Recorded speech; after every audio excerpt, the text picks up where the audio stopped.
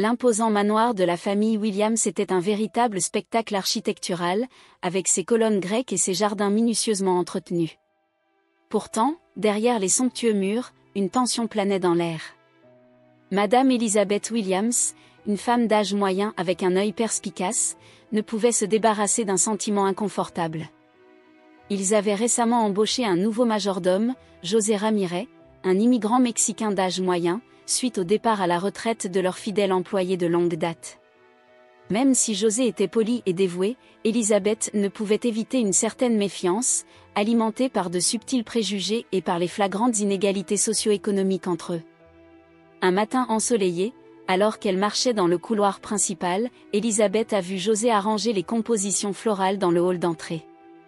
Son expression était sérieuse, presque sombre, contrastant avec l'environnement opulent qui l'entourait. « Bonjour, José », salua Elizabeth d'une voix ferme et quelque peu froide. José se retourna vivement, surpris par la présence soudaine de sa maîtresse. « Bonjour, Madame Williams », répondit-il en s'inclinant légèrement. Elizabeth l'observait attentivement, à la recherche de tout signe d'inconfort ou de déloyauté. « J'espère que vous vous adaptez bien à vos nouvelles fonctions, » dit-elle, son regard perçant fixé sur José. « Oui, madame », répondit José avec un sourire poli, même si ses yeux révélaient une lueur de tristesse. « C'est un honneur de travailler pour la famille Williams. » Elizabeth hocha la tête, son visage toujours suspicieux. Une idée soudaine lui vient, l'occasion de tester l'intégrité de José. « Eh bien, je dois partir pour un rendez-vous important, » annonce-t-elle. « Je vais laisser mon portefeuille sur la table du salon. J'espère que tu pourras le garder en sécurité pendant ton absence. » José fronça légèrement les sourcils, confus par cette demande inhabituelle, mais se ressaisit rapidement. « Certainement, Madame Williams. Vous pouvez me faire confiance. » Elizabeth regarda José pendant encore quelques secondes avant de se retourner et de se diriger vers le couloir, laissant José seul avec ses pensées troublantes. Dans le salon, Elizabeth ouvrit son sac à main en cuir italien et en sortit son portefeuille de créateur, rempli de billets de grande valeur. D'un geste délibéré, elle le posa sur la table basse, bien en vue. Il s'est ensuite dirigé vers la salle de surveillance secrète, où plusieurs écrans affichaient des images de caméras de sécurité réparties dans tout le manoir. Assise dans un fauteuil en cuir, Elizabeth fixa son regard sur l'un des moniteurs, qui montrait le salon. C'était un piège cruel, elle le savait, mais la méfiance la consumait. Il avait besoin de savoir si Joseph était vraiment digne de confiance ou si ses humbles origines le conduiraient à succomber à la tentation. Les heures s'écoulaient pendant qu'Elizabeth regardait l'écran attentivement, les yeux fixés sur le bureau posé sur la table. L'attente la maintenait tendue, son cœur battant à chaque mouvement capturé par les caméras. José sera-t-il capable de résister à la tentation de l'argent facile, ou cédera-t-il à ses instincts les plus primitifs ? Le tic-tac monotone de l'horloge de grand-père résonnait dans le salon vide, augmentant la tension que José ressentait dans sa poitrine. Ses yeux étaient fixés sur le portefeuille posé sur la table basse, un leur tentant laissé comme test de caractère par son patron suspect. José déglutit difficilement, sentant une lutte interne se dérouler. D'une part, sa conscience l'avertissait des conséquences du vol, de la trahison de la confiance qu'on lui accordait. De l'autre, la voix séduisante de la nécessité économique lui murmurait à l'oreille, lui rappelant les difficultés auxquelles sa famille était confrontée au Mexique. Ses mains tremblaient légèrement alors qu'il s'approchait de la table, comme attiré par une force invisible. Le coûteux portefeuille en cuir brillait sous la lumière du soleil qui pénétrait à travers les grandes fenêtres, invitant et tentant. José pouvait imaginer les billets de grande valeur enveloppés à l'intérieur, une richesse qui pourrait changer la vie de sa famille pour toujours. Avec hésitation, José tendit la main et toucha le portefeuille, ses doigts effleurant le cuir souple. C'était comme si l'objet le mettait au défi, testant sa volonté. Il pouvait l'entendre l'appeler par son nom, lui murmurer des promesses d'aide financière et d'une vie meilleure. « Papa, s'il te plaît, aide-nous. » La voix suppliante de sa fille, Mariana, résonnait dans son esprit, lui rappelant des souvenirs douloureux. Elle n'avait que 8 ans et portait déjà le fardeau de la pauvreté sur ses petites épaules. Leurs yeux brillants imploraient un avenir meilleur, loin de la misère qui les tourmentait. « Ta mère a besoin de soins médicaux », la voix de son fils, Miguel, s'est jointe au cœur mental. Vous savez, nous n'avons pas d'argent pour ça. José a ressenti un sentiment de culpabilité en se souvenant des sacrifices de sa femme, Lupe, qui a travaillé sans relâche pour subvenir aux besoins de sa famille tout en luttant contre une maladie chronique. Son visage fatigué mais aimant apparu dans son esprit, rappel silencieux de son combat quotidien. Sa main trembla alors qu'il ouvrait son portefeuille, révélant une quantité généreuse de billets de grande valeur. Il serait si facile de les attraper, si simple de résoudre tous vos problèmes d'un seul geste. Personne n'aurait besoin de le savoir, et cet argent ne manquerait guère à son riche patron. José ferma les yeux, l'esprit tournoyant dans un tourbillon d'émotions contradictoires. La tentation était forte, presque écrasante, mais quelque chose en lui refusait de céder. Une voix intérieure, la voix de sa conscience, lui rappelait les valeurs qui lui étaient inculquées depuis l'enfance, l'honnêteté, l'intégrité et le respect. Avec un profond soupir, José ferma son portefeuille et le remit sur la table, le visage exprimé par une expression de douleur et de regret. Il ne pouvait pas faire ça. Aussi tentante que soit l'offre, il ne pouvait pas trahir la confiance que lui accordait la famille Williams. Son honneur valait plus que n'importe quelle somme d'argent. En s'éloignant de table, José ressentit un mélange de soulagement et de tristesse. Il avait résisté à la tentation, mais le poids de sa situation financière pesait toujours lourdement sur ses épaules. Pourtant, il y avait quelque chose de réconfortant à savoir que son intégrité restait intacte, un pilier inébranlable au milieu des tempêtes de la vie. Le léger clic de la porte d'entrée annonça le retour de Madame Williams au manoir. Élisabeth entra d'un pas ferme, son expression impassible ne révélant pas la tempête d'émotions qui s'agitait en elle. Il se dirigea directement vers le salon, où le portefeuille avait été stratégiquement laissé sur la table. En s'approchant, Élisabeth ressentit un sentiment de soulagement lorsqu'elle vit son portefeuille intact, exactement là où elle l'avait laissé. Un sourire discret dessina ses lèvres, ravie de ses soupçons apparemment infondés à l'égard de José. Peut-être avait-elle jugé trop durement son nouveau majordome. Cependant, son soulagement fut bref, car un doute persistant la hantait. Et si José avait pris l'argent, dans un accès de culpabilité, l'avait remis dans son portefeuille avant son arrivée? Elle avait besoin d'en être sûre. À pas précipités, Élisabeth se dirigea vers la salle de surveillance, ses talons hauts résonnant dans les couloirs vides. En entrant, elle s'est assise devant la rangée d'écrans, les yeux fixés sur les images enregistrées par les caméras de sécurité du salon. L'anxiété et l'anticipation coulaient dans ses veines alors qu'elle rembobinait les enregistrements, observant attentivement chaque mouvement de José. Et puis, son cœur se mit à battre en voyant la scène se dérouler sous ses yeux incrédules. José s'approcha de la table, visiblement tenté par l'argent qu'il avait dans son portefeuille. Ses doigts tremblèrent lorsqu'il l'ouvrit, révélant le trésor qu'il contenait. Pendant un instant, il sembla qu'il allait succomber à la tentation, les mains tendues pour les factures. Mais ensuite, une tournure choquante des événements s'est produite. José hésita, le visage marqué par une expression d'angoisse. Il ferma son portefeuille et le reposa sur la table d'un geste résolu. Élisabeth regarda, bouche bée, Joseph s'éloigner, résistant apparemment à la tentation de l'argent facile.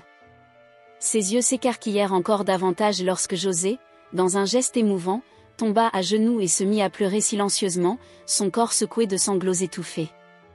Il semblait mener une bataille interne, déchiré entre le besoin et l'honnêteté. Élisabeth sentit quelque chose se serrer dans sa poitrine, une émotion inattendue qu'elle ne pouvait pas nommer. Cet homme, qu'elle avait jugé avec tant de préjugés, s'était révélé bien plus qu'elle ne l'imaginait. Soudain, la porte du salon s'ouvrit et José entra, le visage encore marqué par les larmes récentes.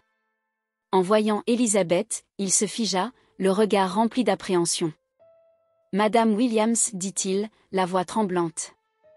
Je dois te dire quelque chose. » Élisabeth leva la main, le faisant taire. « Tu n'as rien à dire, José. » « J'ai tout vu. » Les yeux de José s'écarquillèrent et il déglutit difficilement, craignant clairement le pire. « Je n'aurais jamais pensé voir une telle force de caractère chez quelqu'un, a poursuivi Élisabeth, la voix douce. Tu as résisté à la tentation, même lorsque le besoin te hantait. J'ai agi de manière impardonnable, doutant de ton intégrité. » José la regardait, étonné, ne sachant que dire. Élisabeth se leva et se dirigea vers lui, posant une main réconfortante sur son épaule. Je m'excuse pour ma méfiance. Vous avez prouvé que vous êtes un homme inestimable et je me sens honorée de vous avoir à mon emploi. Une larme solitaire coula sur le visage de José alors qu'il hochait la tête, trop ému pour parler. À ce moment-là, les barrières sociales et économiques qui les séparaient se sont dissoutes et ils se sont considérés comme des êtres humains égaux, unis par un lien de respect mutuel. Un silence tendu flottait dans l'air du salon alors qu'Elisabeth et José se regardaient, un mélange d'émotions se reflétant sur leurs visages. La puissante maîtresse, qui auparavant jugeait son majordome avec méfiance, le regardait désormais avec un respect nouveau, ses yeux adoucis de compréhension. « Joseph », commença Elisabeth, la voix remplie d'une sincère curiosité. « J'ai besoin de savoir, qu'est-ce qui t'a poussé à prendre l'argent au départ ?» José déglutit, son regard baissant momentanément. Il savait que ce moment viendrait, le besoin inévitable d'exposer ses raisons les plus profondes. Avec un soupir tremblant, il trouva le courage de parler. « Madame Williams, je viens d'une famille très humble au Mexique », a-t-il déclaré, son accent espagnol étant encore plus évident dans son angoisse. « Mes parents ont travaillé toute leur vie comme paysans, luttant pour nous offrir un avenir meilleur. » Elisabeth écoutait attentivement, le cœur serré par les souvenirs évidents dans les yeux de José. « Malheureusement, mes parents sont tombés gravement malades ces dernières années, poursuit-il, la voix brisée par l'émotion. Mon père souffre d'un cancer et ma mère souffre d'une grave maladie cardiaque. Ils ont besoin de soins médicaux urgents, mais nous n'avons pas d'argent pour payer. » Elisabeth ressentit un sentiment de culpabilité, réalisant la grande disparité entre leurs vies. Alors qu'elle nageait dans les richesses, la famille de José luttait pour survivre. « Quand j'ai vu cet argent dans le portefeuille, quelque chose en moi a crié pour l'obtenir, » a admis José, les yeux brillants de larmes retenues. « J'ai pensé à mes enfants, Mariana et Miguel, qui demandaient de l'aide. J'ai pensé à ma femme bien-aimée, Lupe, qui travaille sans relâche pour nous soutenir tout en luttant contre sa propre maladie. » Il fit une pause, prenant une profonde inspiration avant de continuer. Pendant un bref instant, la tentation a pris le dessus. J'ai pensé que si je prenais cet argent, je pourrais sauver mes parents, donner à ma famille une chance de vivre une vie meilleure. Elisabeth sentit son cœur se serrer à la révélation de Joseph. Elle pouvait maintenant voir la bataille intérieure qu'il avait menée, la lutte déchirante entre le besoin et l'honnêteté. Mais ensuite, je me suis souvenu des leçons que mes parents m'ont enseignées depuis que je suis enfant, a poursuivi José, la voix de plus en plus forte. Ils m'ont dit que l'honneur et l'intégrité étaient plus précieux que n'importe quelle richesse matérielle. Je ne pouvais pas trahir la confiance que vous m'accordiez, même si cela impliquait de sacrifier la chance d'aider ma famille. Les larmes brillaient dans les yeux d'Elisabeth alors qu'elle écoutait l'histoire émouvante de Joseph. Elle avait profondément sous-estimé le caractère de cet homme, laissant ses propres préjugés l'aveugler sur la noblesse de son âme. Alors j'ai remis l'argent dans mon portefeuille, a conclu José, la voix étranglée par l'émotion. Même si cela signifiait perdre mon emploi et ma seule source de revenus, je ne pouvais pas vivre avec la culpabilité d'avoir volé. Un profond silence tomba entre eux alors qu'Elisabeth luttait pour trouver les mots justes. Finalement, elle s'approcha de José et lui posa doucement la main sur l'épaule. « José, tu es un homme vraiment exceptionnel, » dit-elle, les yeux brillants d'admiration. Sa force de caractère et son dévouement envers sa famille sont des qualités inestimables. Je suis honorée de l'avoir à mon service et je promets de faire tout ce qui est en mon pouvoir pour aider ses parents à recevoir les soins médicaux dont ils ont besoin. José écarquilla les yeux, étonné de la générosité inattendue de sa maîtresse. Des larmes de gratitude coulaient sur ses joues alors qu'il s'agenouillait devant elle, lui prenant les mains dans les siennes. « Merci, Madame Williams, » dit-il, la voix tremblante d'émotion. « Votre gentillesse et votre compréhension sont un cadeau plus grand que n'importe quelle richesse matérielle. Je vous en serai éternellement reconnaissant. » À ce moment-là, les barrières sociales et économiques qui les séparaient ont disparu et ils se considéraient comme des êtres humains égaux, unis par un lien de respect mutuel et de compassion. Le silence planait dans l'air, lourd de l'intensité des émotions partagées entre Elisabeth et Joseph. La puissante femme d'affaires ressentit un tourbillon de sentiments en regardant l'humble homme agenouillé devant elle, ses mains tremblantes tenant les siennes avec gratitude. Les paroles de José résonnaient dans son esprit, révélation émouvante de sa lutte silencieuse pour protéger son honneur et prendre soin de sa famille. Élisabeth ressentit une vague de regret d'avoir douté de lui, laissant ses propres préjugés l'aveugler sur la noblesse de caractère qui résidait en cet homme. Avec un profond soupir, Élisabeth remit doucement José sur ses pieds, ses yeux rencontrant les siens avec une nouvelle compréhension. « José, tu m'as ouvert les yeux sur une réalité que j'ai longtemps ignorée, » dit-elle d'une voix douce mais résolue. « J'ai vécu une vie privilégiée, entourée de richesses et de confort, tandis que des familles comme la vôtre luttaient quotidiennement pour survivre. » José hocha la tête, les yeux brillants d'émotion contenus alors qu'il écoutait attentivement les paroles de sa maîtresse. « Votre histoire m'a rappelé que la vraie richesse ne réside pas dans les possessions matérielles, mais plutôt dans la force de caractère et l'amour de la famille, » a poursuivi Élisabeth. « Vous avez résisté à la tentation de l'argent facile, même lorsque le besoin vous hantait, grâce à vos principes et à votre dévouement envers ceux que vous aimez. » Une larme solitaire coulait sur le visage de José alors qu'il écoutait Élisabeth, touché par sa compréhension. « C'est pourquoi j'ai pris une décision, » annonça Élisabeth d'une voix ferme et déterminée. « Non seulement tu garderas ton travail ici, José, mais je promets aussi de payer intégralement les soins médicaux de tes parents. » Les yeux de José s'écarquillèrent et il laissa échapper un hoquet de surprise, à peine capable de croire ce qu'il entendait. « Madame Williams, je ne sais pas quoi dire, » balbutia-t-il, submergé par l'émotion.